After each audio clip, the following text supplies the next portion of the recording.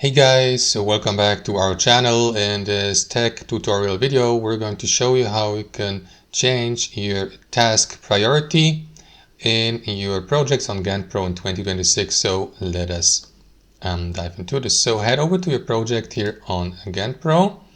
Let me go with this one here and select the view here at the top. So you can go for example, with a list view or a board view or a Gantt chart. So I will go with the Gantt chart, and here to the left, guys, you will see the list of your tasks. So let me go with that one here.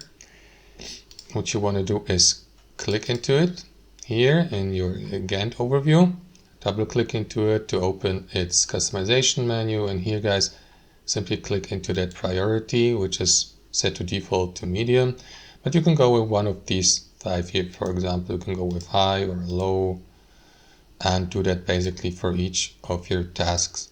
So for example, double click into that one, and yeah, let me set that to the highest priority. And that's it, guys. That's how you do it. You can see the priority also in your board view. For example, here for the open task, we got low, medium, highest, medium priority. And that's it, guys. Thanks for watching. Hope you enjoyed it, got some value from it, and we catch you later.